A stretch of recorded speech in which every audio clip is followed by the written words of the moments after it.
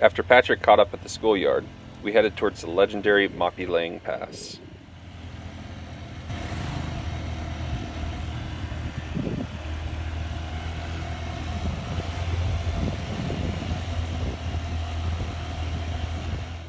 After a few hours of driving, we finally arrive at Mapi Lang Coffee Shop.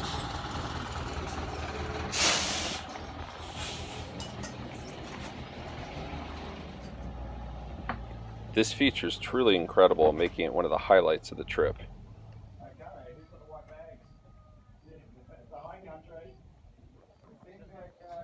Unfortunately, we couldn't stay long since we had a couple hours drive still to Dujia.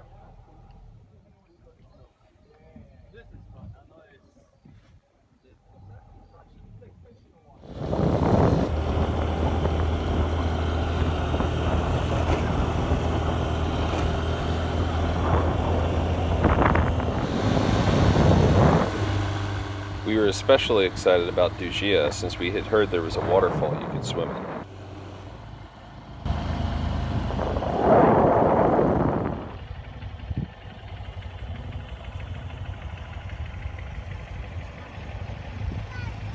Vietnam's full of incredible rock features like these.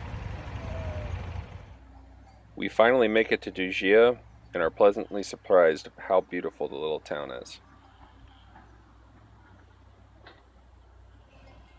There's a little mini half dome over there. After finally getting into town, we're desperate to find that waterfall everyone's talking about.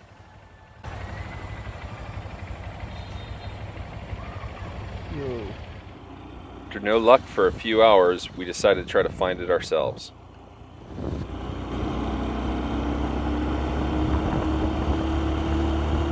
Luckily, some local kids saw us looking for the waterfall and decided to jump on the back and show us where it was.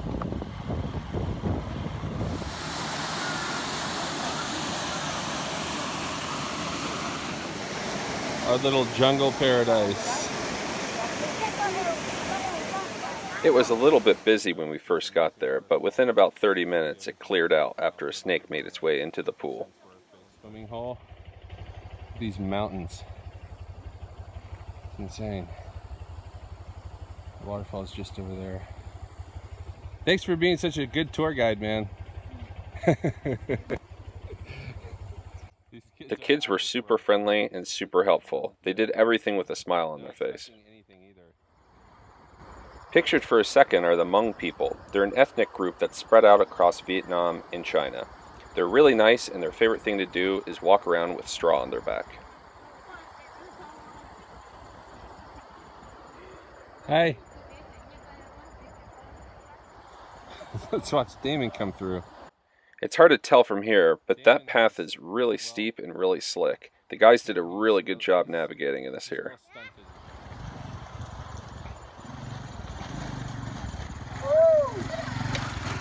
Yeah! Yeah, buddy!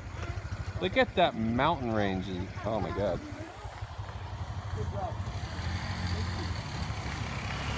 Sending it.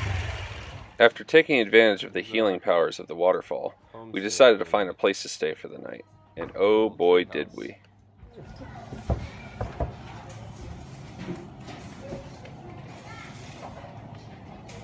And then the rooms are just like this. There you go. He's like, why are you guys filming this? I do this all the time.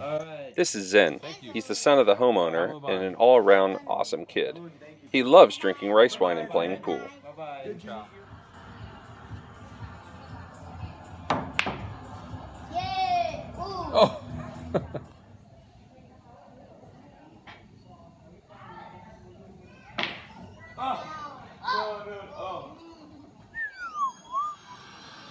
Patrick, embarrassed by a small child beating him, attempts to take the game a bit more serious, as Zen barely pays attention.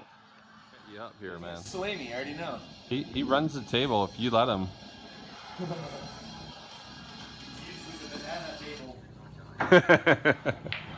Exactly. Oh, wow. After an incredible night in Dujia, we head back to Hanoi. First stop, Duyên Quang.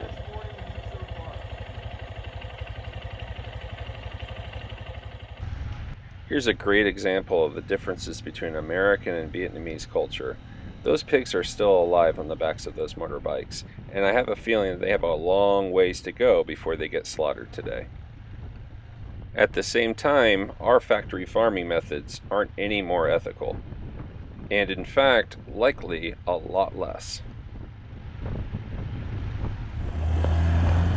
Are we going back a different way? Yeah. Neat. I love it. Get the fuck out of the road. Jeez.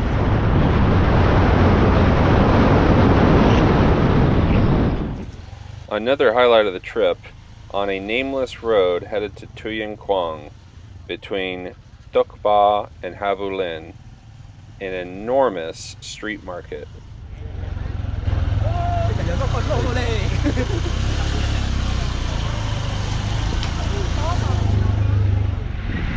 Things start to clear up, so we keep pushing towards Tuy Quang.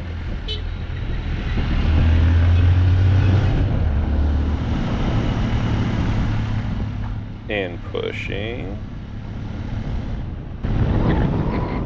And pushing. And we make it. Awesome. Boys. Here's Damon posing. So here we are in Tuy Quang. Eating some killer street food. I'm sure I butchered the fuck out of that name, but you know what? They butcher dogs, so I can butcher their cities' names.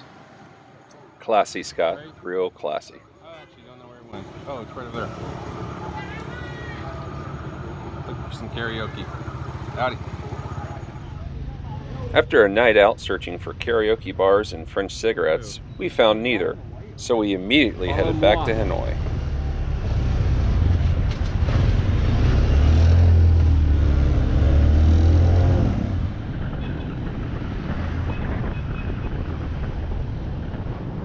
All joking aside, the driving in Vietnam is pretty dangerous for Westerners.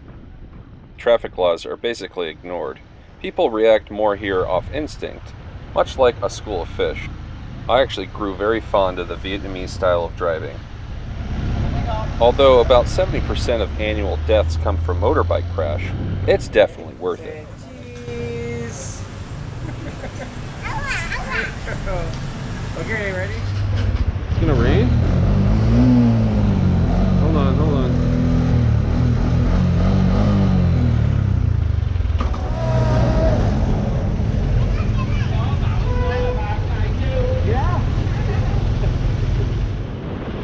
Hey, I wonder what all these locals are doing stopped on the side of the road. That's really weird. It's probably nothing. Turns out, it was something. And by something, I mean a giant squall. So we got soaked.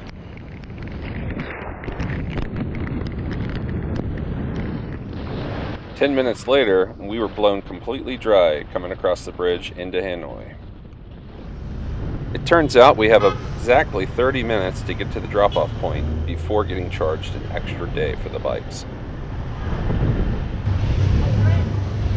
How are you? Yeah, I'm okay. Do you return the bike? Yeah. Please help me bring this bike to our garage. You have to go to the other one?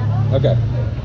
We'll do that. We just didn't know. Do we need to come back here? Yeah, after that you come back here for get back the So drop it off there and come back here. Okay, cool. Thank you. Yeah. In my infinite wisdom, I brought us to the wrong drop-off point. God damn it, Scott. Yeah.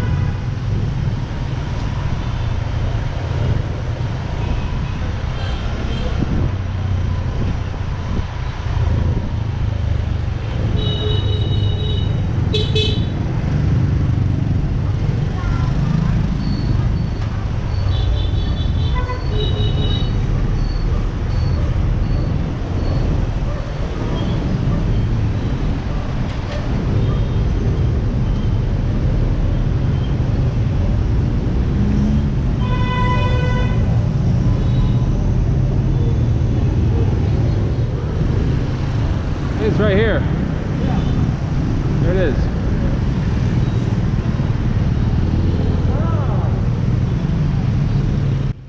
And we make it. 5 minutes shy of the cutoff.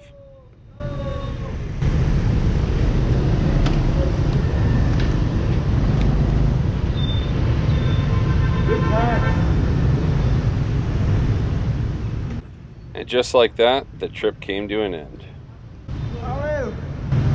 Oh man, really good.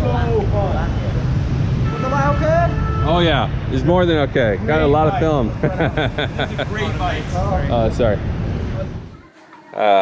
Perfect way to end the trip.